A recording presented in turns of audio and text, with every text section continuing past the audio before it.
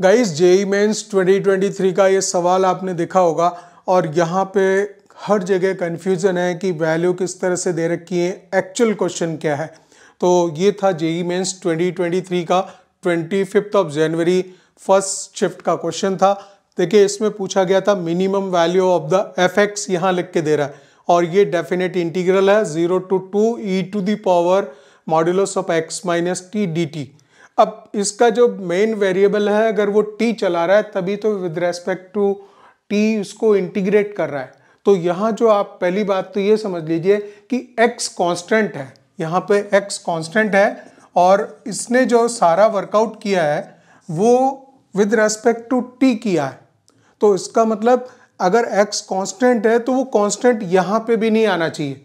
तो हर जगह जहाँ पे मैंने देखा अवेलेबल है तो इसको पहले आप t कर लीजिए, अदरवाइज ये क्वेश्चन नहीं बनता, क्योंकि जब तक ये एफ टी नहीं होगा, F T is a function right, और वो जो इंटीग्रेट करवा रहा है वो विद रेस्पेक्ट टू t होगा, then you can say it is an F T function. ठीक है, तो एक करेक्शन तो ये, और सेकेंड करेक्शन कि यहाँ पे अगर लिमिट इसने प्लेस की है 0 से 2 तक तो वो t की वैल्यू है। ठीक है, तो x के बारे में भी तो कुछ बताना पड़ेगा, x की वैल्यू कहाँ से कहाँ तक लाई कर रही है, हम कैसे मॉडुलस को डिसाइड करेंगे। तो इसकी जो x की वैल्यू थी वो भी डेफिनेटली 0 से 2 के बीच में चलनी चाहिए, तभी फिर जो है आगे ये क्वेश्चन वर्कआउट होगा।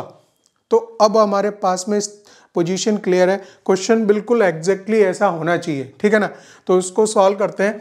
यहाँ पे देखिए जब आप ऐसा बोल देते हो x माइनस टी और x आपका 0 से 2 के बीच में है, 0 से 2 के बीच में है और इसकी जो t की लिमिट है वो 0 से 2 के बीच में जा रही है, तो ये वैल्यू अगर आपकी x की वैल्यू हम रखते हैं, ये अगर 0 to x अगर लिमिट रखेंगे और x जो कि 0 से 2 के बीच में है तो ये इसको हमेशा पॉजिटिव ओपनिंग देगा, क्योंकि यहाँ जो t का वैल्यू है ये क्या लेस देन 2 रहेगा और हम जा रहे हैं अभी 0 से लेके x तक, हम जा रहे हैं 0 से लेके x तक, x भी कहाँ तक जा रहा है 0 से 2 तक है, और इधर t की वैल्यू क्या है, t जो है x जो है t से स्मॉलर है, x जो है सॉरी जो t है वो क्या है t x से स्मॉलर है। तो पहला जो प्लेसमेंट है वो ft का हम ये रख लेते हैं, वो लिख लेते हैं 0 से x तक और इसको हम ओपन करेंगे, e to the power x minus T खुलेगा।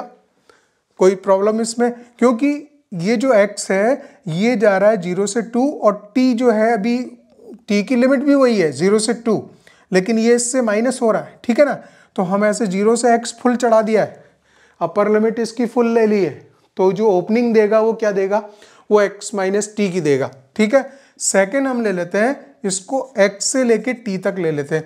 अब x का वैल्यू जो है 0 से 2 के बीच में है और t की वैल्यू, ये जो वैल्यू जानी थी मैक्सिमम 2 तक जानी थी, x से लेके 2 तक जानी थी। ठीक है ना, तो उस बीच में जो वैल्यू है इसकी नेगेटिव ओपन होगी। ठीक है, क्या देगा ये आपको, ये देगा e to the power t minus X कर देता हूं, इसको पलट के लिख देता हूं dt।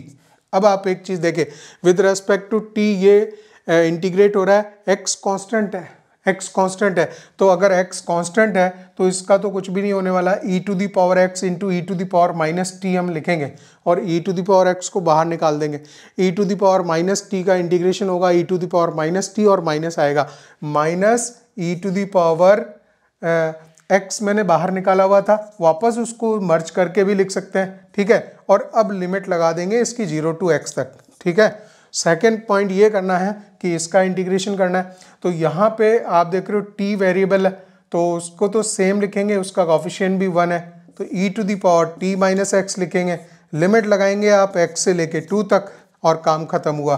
अब इसकी लिमिट प्लेस कर देता हूँ मैं, ये माइनस में है। ठीक है, पहले x रखा, t वेरिएबल है, यहाँ सब कुछ t वेरिएबल है और x कांस्टेंट है। ठीक है ना, तो हम इसमें जब लिमिट रखेंगे तो 0 आएगा, 1 आएगा माइनस, और t की जगह 0 रखेंगे तो e to the power x आएगा प्लस का। ठीक है, अब सेकंड अपर लिमिट रख रहे हैं, अपर लिमिट में t की वैल्यू, तो e to the power 2 minus X लिखेंगे। ठीक है, और माइनस t की जगह x लिखेंगे तो 0 आएगा and e to the power 0 1 होगा। ठीक है, तो ये बनाएगा आपका -1 और -1 -2 बनेगा, e to the power x बनेगा पॉजिटिव और plus e to the power 2 minus X बनेगा -2। अब बात रही यहाँ पे इसकी मिनिमम वैल्यू निकालनी थी। ये जो भी कुछ था एफ टी था, अभी भी फंक्शन तो एफ टी है, उसको हमने जब इंटीग्रेट कर लिया तो भी जो वैल्यू वगैरह बन रही है इस टाइप की आ गई, लेकिन अभी एक्स के टर्म्स में आ गई। एक्स कांस्टेंट है, एक्स कांस्टेंट है, आ सकता है, ठीक है ना, इस तरह से हम लिख सकते हैं। चलिए अब हम जिस चीज़ पे काम करना चाह रहे हैं, मिनिमम वैल्यू निकालनी है, तो यहाँ इन दोनों चीज़ों को देख लो आप। ये जो एफ टी है वो आपका आ गया e to the power x plus, इसको मैं e की पावर 2 और e to the power minus X को ऐसा लिख लेता हूँ। माइनस एक्स नीचे गया तो ये आएगा। अब इन दोनों में वो काम कर दें, कौन सा, अगर हमें मिनिमम वैल्यू निकालनी होती है तो am is greater than equals to gm, वो लगाएंगे तो am greater than equals to gm इन दोनों नंबर्स का, ये दोनों नंबर्स हैं e to the power e square upon e to the power x by 2 greater than equals to दोनों का प्रोडक्ट होगा, दोनों का प्रोडक्ट कर दिया, ठीक है, और उसको रूट में ले लिया तो ये कैंसिल हो गया। e स्क्वायर का e आएगा e to the power x plus E square upon E to the power x is greater than equals to, इस 2 को ऊपर ले आओ तो ये वैल्यू देगा 2e। तो यहाँ जो हम इस फंक्शन की जो निकालना चाह रहे थे एफ टी मिनिमम वैल्यू, तो मिनिमम हम इस पोर्शन की रख सकते हैं। गाइज ये तो कांस्टेंट है, ये तो कांस्टेंट है, इसमें तो कुछ होने वाला नहीं है ना, तो इसका मिनिमम पार्ट निकाल लेंगे। वो हमारे पास में आ गया 2e माइनस 2 कॉमन ले लेंगे, e माइनस 1, और आपका इस तरह से फर्स्ट ऑप्शन राइट हो जाता है। तो इस क्वेश्चन में करेक्शन है, कई जगह जब आप सॉल्यूशन देखेंगे या वीडियो सॉल्यूशन अवेलेबल है तो वहाँ पे ये सारी बातें थी, वो ध्यान से समझने की थी, तो पूरा कॉन्सेप्ट जो है क्लियरली समझ आता है कि हमें क्या वर्कआउट कर रहे हैं। कई बार सॉल्यूशन भी देख लेते हैं, वो कन्फ्यूजन में जो हम देखते हैं वहाँ चीज़ क्लियरिटी फिर नहीं आती है।